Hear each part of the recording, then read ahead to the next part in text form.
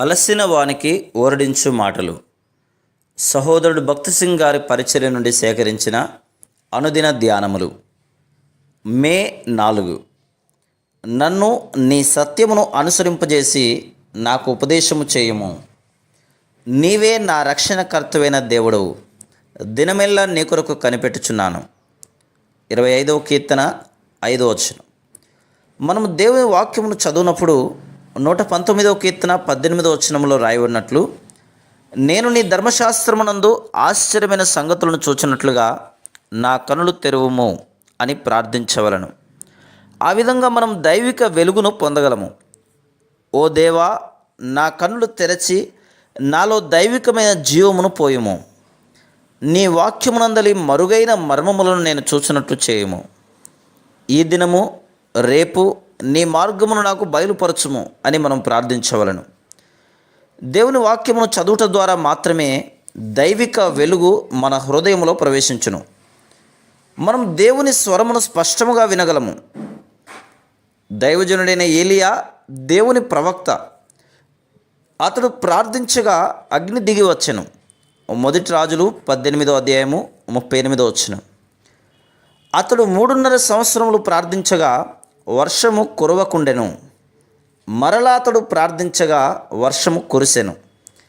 అదే ప్రవక్త బదరీ వృక్షము క్రింద కూర్చుండి ఇలాగున ప్రార్థించెను, యెహోవా, నా పితరుల కంటే నేను ఎక్కువ వాడును కాను. ఇంత మట్టుకు చాలును, నా ప్రాణము తీసుకొనుము. 1 రాజులు 19వ అధ్యాయం 4వ వచనం. అతడు నిరుత్సాహపడెను. దానికి కారణమేమి? అతడు దేవుని మనసును గ్రహించకుండుట చేతనే. దేవుడు అతనిని ఎత్తైన పర్వతం మీదకి తీసుకుని పోయాను. అచట అతడు మిక్కిలి నిమ్మలముగా మాట్లాడు ఒక స్వరం వినను. అప్పుడు అతడు దేవుడు ఏమి చేయనై ఉన్నాడో, ఎట్లు యెజబెలునకు ఇతరులకు తీర్పు తీర్చనై ఉన్నాడో అర్థం చేసుకొనెను. ఈ విధంగా అతడు భయముల నుండి, అనుమానముల నుండి విడిపించబడి దేవుని చిత్తమును స్పష్టముగా చూడగలిగాను. దేవుని స్వరమును వినుట ద్వారానే మనం దేవుని ఇల్లు కట్టుటలో ఆయన జతపని వారముగా, ఆయనతో పాలివారముగా కాగలము.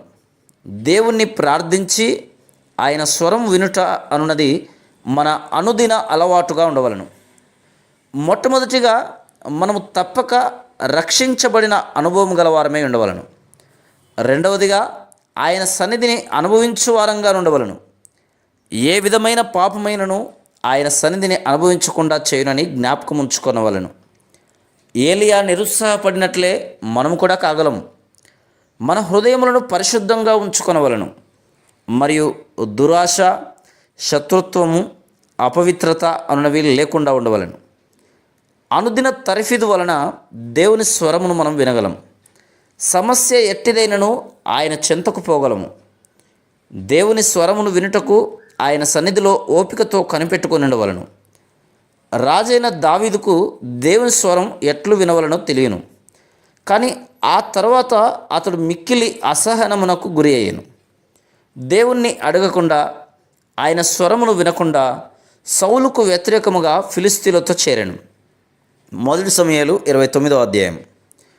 దావీదును అతని జనులను సిక్లగునకు వచ్చిన తర్వాత తమ ఇండ్లు కాల్చబడి ఉంటయు, తమ భార్యలు చెరలోనికి కొనిపోబడి ఉంటయు కనుగొనిరి. దావీదు పశ్చాత్తాపడి దేవుణ్ణి వెదకగా ఆయన అతనితో మాట్లాడి సమస్తము సమకూర్చినని వాగ్దానం చేసెను.